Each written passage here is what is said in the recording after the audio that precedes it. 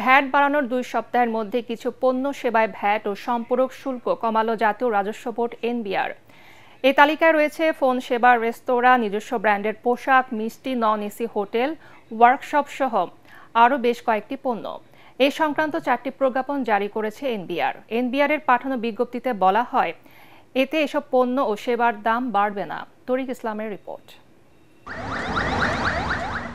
গত 9 জানুয়ারি বেশ কিছু পণ্য ও সেবার ভ্যাট, সম্পূরক শুল্ক ও আবগারি শুল্কের হার পুনর্নির্ধারণ করে জাতীয় রাজস্ব বোর্ড, যা নিয়ে ক্ষোভ জানান ব্যবসায়ী প্রতিনিধিরা। বিভিন্ন পেশাজীবী সংগঠন, সুশীল সমাজ এবং অংশীজনের অনুরোধের বৃহত্তর স্বার্থে বর্ধিত ভ্যাটের হার ও শুল্ক প্রত্যাহার করে 4টি নতুন প্রজ্ঞাপন জারি করেছে জাতীয় রাজস্ব বোর্ড এনবিআর। প্রজ্ঞাপনে বলা হয়, মোবাইল ফোনের সিম বা রিম কার্ড ব্যবহারের মাধ্যমে টেলিফোন সেবায় সম্পূরক শুল্ক 20% থেকে বাড়িয়ে 23% করা হয়েছিল। এই সম্পূরক শুল্ক হার এখন আগের জায়গায় ফেরত নেওয়া হয়েছে। একইভাবে প্রত্যাহার করা হয়েছে রেস্তোরাঁর খাবারের উপর বাড়তি ভ্যাট। আগের মতোই রেস্তোরাঁর খাবারের বিলের উপর 5% ভ্যাট আরোপ হবে। ভ্যাট কমানো হয়েছে তৈরি পোশাকের ক্ষেত্রেও। আগে যা বাড়িয়ে 7.5% থেকে করা হয়েছিল 15%। একইভাবে নন এসি হোটেলের উপর ভ্যাটের হার 15 থেকে কমিয়ে 10% করা হয়েছে। অন্যদিকে মোটর গাড়ির গ্যারেজ ও ওয়ার্কশপের ভ্যাটেও পরিবর্তন আনা হয়েছে। ঔষধের ক্ষেত্রে স্থানীয় ব্যবসায়ী পর্যায়ে ভ্যাটের হার 2.4% থেকে বাড়িয়ে 3% করা হয়েছিল। এখন প্রত্যাহার করে নেওয়া হয়েছে বাড়তি ভ্যাট। এতে ওষুধের দাম বাড়বে না বলে মনে করে এনবিআর। দাম বেড়ে যাওয়ায় মোটা চাল খাবার পরামর্শ দিলেন খাদ্য উপদেষ্টা আলী ইমাম মজুমদার। বাজার নিয়ন্ত্রণে বিভিন্ন দেশ থেকে 7 লাখ টন চাল আমদানি করা হচ্ছে বলেও জানান তিনি। সচিবালয় খাদ্য পরিকল্পনা ও পরিধান কমিটির বৈঠক শেষে এসব তথ্য জানাতে অর্থ উপদেষ্টা বলেন, IMF কিংবা মহার্ঘ ভাতার জন্য নয়, আগের সরকারের দেনা মেটাতে ভ্যাট বাড়ানো হয়েছে। রিপোর্টে জানাচ্ছেন মাহবুব কবির চপল। চাল চক্রে পড়েছে অন্তর্বর্তী সরকার। ভরা মৌসুমে দাম লাগাম ছাড়া কেজিতে বেড়েছে 15 টাকা পর্যন্ত। মধ্যবিত্তের মাঝারি চালই বিক্রি হচ্ছে প্রায় 80 টাকা কেজি দরে। সরকার বলছে, এই মুহূর্তে চালের মজুদ আছে প্রায় 9 লাখ টন। তাহলে দাম কেন বাড়ছে সেই প্রশ্নের উত্তর নেই। এমন অবস্থায় সামর্থ্য না থাকলে মোটা চাল খাওয়ার পরামর্শ দেন খাদ্য উপদেষ্টা। এখন 80 টাকাতে কেজিতে যিনি এফোর্ড করতে পারবেন তিনি খাবেন। আমরা চেষ্টা করবো যাতে এটাও কমে। 80 টাকাটা যদি মধ্যবিত্তের ধরেন তাহলে আপনাকে আমি উচ্চবিত্ত ধরবো। 55 মোটা চালটাই আমরা মেইন টার্গেট রাখি, যাতে এটাকে অন্ততপক্ষে স্টেবল রাখা যায় বা কমানো যায়। বাজার স্থিতিশীল রাখতে বিভিন্ন দেশ থেকে 7 লাখ টন চাল আমদানি করা হচ্ছে বলেও জানান তিনি। চাল এবং গম মিলিয়ে প্রায় 10 লাখ টনের মতো আমদানি পাইপলাইনে থাকে। আন্তর্জাতিক দরপত্রের মাধ্যমে সবচেয়ে বেশি চাল কেনা হচ্ছে। আন্তর্জাতিক দরপত্র মানে ইসরায়েল বাদে পৃথিবীর যে কোনো দেশ। কিন্তু যেহেতু ভারতের চালের দাম কম এবং সরবরাহ খরচ তুলনামূলকভাবে কম, সুতরাং টেন্ডারে সোর্স হিসেবে ভারতই পাচ্ছে। বিভিন্ন দেশের পার্টি, হয়তো সিঙ্গাপুর বেস কোম্পানি অথবা বাংলাদেশ বেস কোম্পানি বা ইন্ডিয়া বেস পাচ্ছে। এ সময় অর্থ উপদেষ্টা বলেন, বিগত সরকারের দেনার ফাঁদে পড়েছে অন্তর্বর্তী সরকার, তাই বাধ্য হয়ে ভ্যাট বাড়াতে হয়েছে। এটা মোটামুটি এটার সাথে কোনো সম্পর্ক নাই। মহার্ঘ ভাতা আমরা যদি দিই সেটা আলাদা হিসাব করব। ভ্যাটটা বাড়ানো হয়েছে, অনেকে ভাবে যে ভ্যাটটা IMF বলেছে।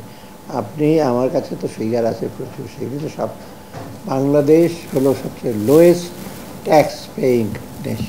আমি ইসলামিক ডেভেলপমেন্ট ব্যাংকে গেলাম, আমরা যখন আসি $135 মিলিয়ন আপনার LNGর বিল পাওনা ছিল। We have paid it back.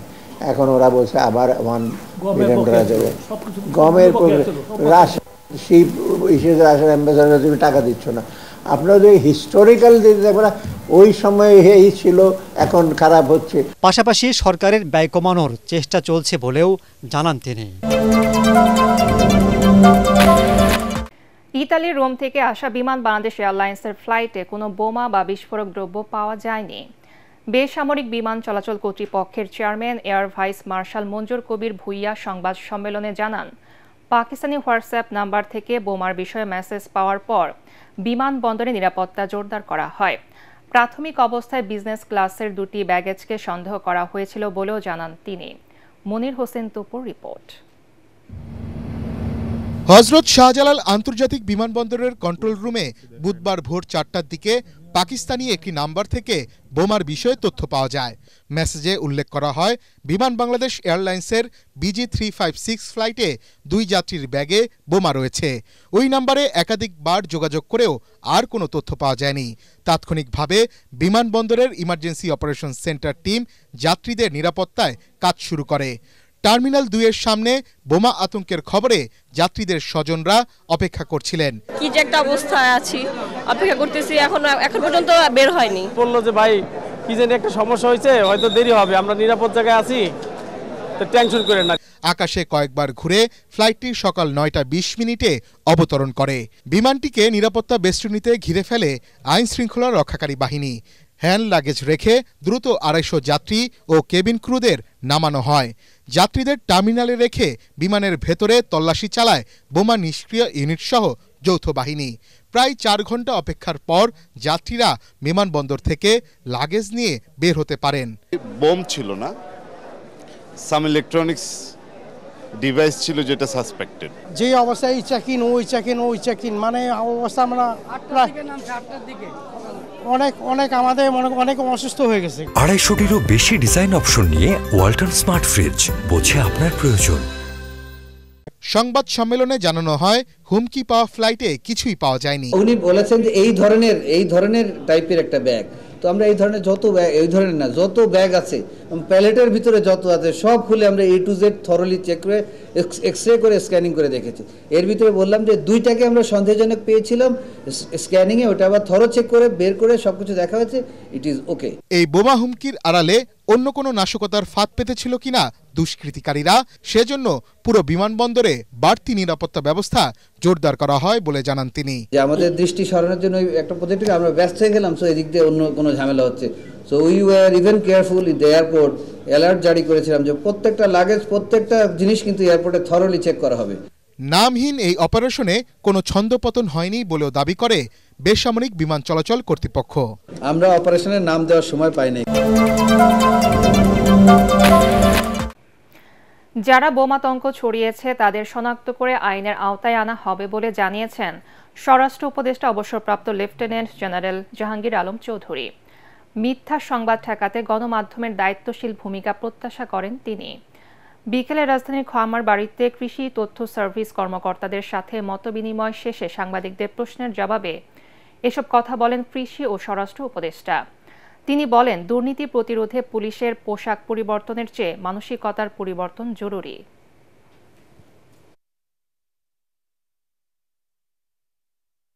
মিথ্যা সংবাদ আগে দেখলো মিথ্যা সংবাদ, এই জন্য আপনারা বলছেন আপনারা কারেক্ট সংবাদ দিবেন এবং আমরা সাথে সাথে অ্যাকশন নিব।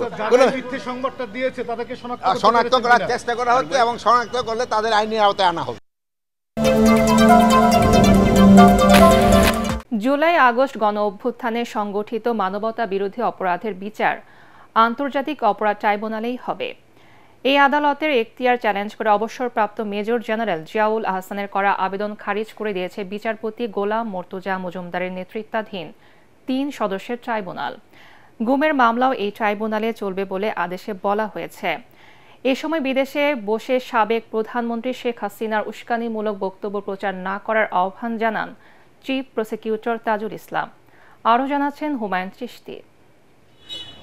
জুলাই আগস্ট ছাত্র জনতার আন্দোলনে সংঘটিত মানবতা বিরোধী অপরাধের বিচার চলছে আন্তর্জাতিক অপরাধ ট্রাইব্যুনালে। ট্রাইব্যুনালের বিচারিক এখতিয়ার চ্যালেঞ্জ করে গত 20 নভেম্বর আবেদন করেন সাবেক সেনা কর্মকর্তা জিয়াউল আহসান। অধ্যাদেশ দিয়ে ট্রাইব্যুনাল আইন সংশোধনের বৈধতাও চ্যালেঞ্জ করা হয় আবেদনে। এছাড়া মামলা থেকে অব্যাহতি চান জিয়াউল আহসান। সুপ্রিম কোর্টে যাওয়ার পরামর্শ দিয়ে বুধবার আবেদনটি খারিজ করে দেন ট্রাইব্যুনাল। কোনো আইন যদি সংবিধানের সাথে অসামঞ্জস্যপূর্ণ হয় বা চ্যালেঞ্জ করার প্রশ্ন আসে, তাহলে অবশ্যই তাকে সাংবিধানিক আদালতে যেতে হবে। তারা বলেছেন যে অর্ডিন্যান্স প্রণয়নের ক্ষমতা এই সরকারের আছে কিনা সেই বিষয়ে নির্ধারণ করার ক্ষমতা সুপ্রিম কোর্টের, আপনি চাইলে সেখানে যেতে পারেন। এই আইনের রেট্রোস্পেক্টিভ ইফেক্ট দেওয়া হয়েছে, সেটা বৈধ হবে কি অবৈধ হবে সেটাও কনস্টিটিউশনাল কোর্টে যেতে হবে। পিটিশনে চ্যালেঞ্জ করেছেন ট্রাইব্যুনালের ক্ষমতা, আবার প্রেয়ারের মধ্যে গিয়ে লিখছেন আমাকে যেন ডিসচার্জ করা হয়। তো একদিকে তারা বলছেন যে আপনার কোনো ক্ষমতা নাই, আবার শেষে যেয়ে বলছেন আমাকে রিলিজ করে দাও। তো যার ক্ষমতা নাই সে কিভাবে রিলিজ করবে? আমাদের এই আইনের গুম শব্দটা আগে যদি নাও থেকে থাকে, যেহেতু এটা রোম স্ট্যাটিউটে ছিল, সুতরাং এই রোম স্ট্যাটিউটের বিধান অনুযায়ী এই ট্রাইব্যুনালই গুমের বিচারও করতে পারবে। এই বিষয়টা আদালত ক্লিয়ার করেছে। আদেশের কপি পাওয়ার পর আপিলের বিষয়ে সিদ্ধান্ত নেওয়ার কথা জানিয়েছেন জিয়াউল হাসানের আইনজীবী। যদি মনে করে যে হ্যাঁ ওনারা ট্রাইব্যুনাল করবেন, অবশ্যই করতে পারেন নতুন করে, কিন্তু এই ট্রাইব্যুনালটা শুধুমাত্র গঠিত হয়েছিল 1971 সালে যুদ্ধ অপরাধীদের বিচার করার জন্য। এই আইনটাই তৈরি হয়েছে যুদ্ধ অপরাধীদের বিচার করার জন্য। আমি তো যুদ্ধ অপরাধী না। এদিকে বিদেশে বসে দেশ নিয়ে সাবেক প্রধানমন্ত্রী শেখ হাসিনার দেয়া উস্কানিমূলক বক্তব্য প্রচার না করার আহ্বান জানিয়েছেন চিফ প্রসিকিউটর তাজুল ইসলাম। আমরা এই ন্যায় বিচার প্রক্রিয়াটাকে সুরক্ষিত রাখার জন্য এই ব্যাপারে আপনাদের সবারই দায়িত্বশীল ভূমিকা আশা করছি। ট্রাইব্যুনালের আদেশের পরও কিভাবে অনলাইনে শেখ হাসিনার উস্কানিমূলক বক্তব্য প্রচার হচ্ছে সে বিষয়ে প্রয়োজনীয় ব্যবস্থা নেওয়া হবে বলে জানান চিফ প্রসিকিউটর।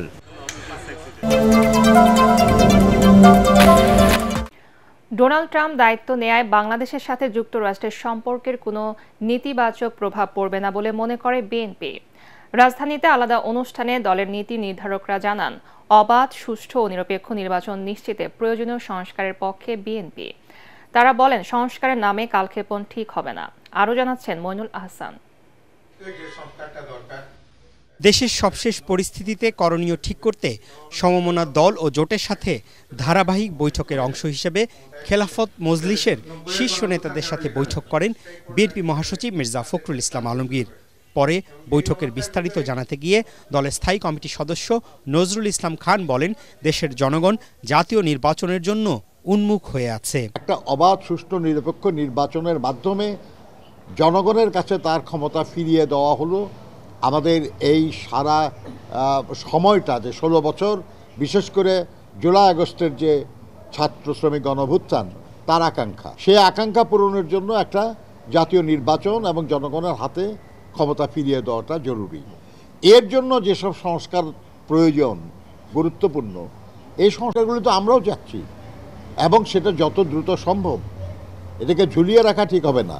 এক প্রশ্নের জবাবে তিনি বলেন, মার্কিন যুক্তরাষ্ট্রে ক্ষমতার পালাবদলে বাংলাদেশের সাথে সে দেশের সম্পর্কের খুব একটা হেরফের হবে না। আমেরিকা এমন একটা রাষ্ট্র যেখানে রাষ্ট্রপতির ক্ষমতা খুব বেশি, মানে অত্যন্ত প্রভাবশালী। আমি তারপরেও মনে করি না মার্কিন যুক্তরাষ্ট্রের সঙ্গে বাংলাদেশের যে সম্পর্ক, এই সম্পর্কে খুব বেশি প্রভাব ফেলবে। কারণ পরিবর্তন তো তাদের ওখানে হয় না, এখানে পরিবর্তন তো আমাদের এখানে হয়েছে। আমাদের এখানে জনগণের সমর্থনে যেমন পরিবর্তন হয়েছে, তাদের ওখানেও জনগণের ভোটে রাষ্ট্র ক্ষমতার পরিবর্তন হয়েছে।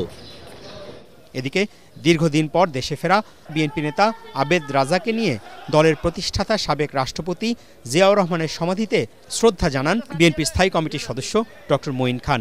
এ সময় তিনি বলেন, আওয়ামী লীগকে দেশের জনগণ আর গ্রহণ করবে কিনা তা ভবিষ্যতই বলে দেবে। তারা নির্বাচন আগামীতে করবে কি করবে না সেটা তো প্রশ্ন নয়। প্রশ্ন হচ্ছে আগে আওয়ামী লীগ সত্যিকার অর্থে তারা গণতন্ত্রে বিশ্বাস করে কিনা, তার পরীক্ষা আগে আজকে বাংলাদেশে 18 কোটি মানুষ। এ সময় তিনি অন্তর্বর্তী সরকারকে প্রয়োজনীয় সংস্কার শেষে দ্রুত জাতীয় নির্বাচন দেওয়ার আহ্বান জানান।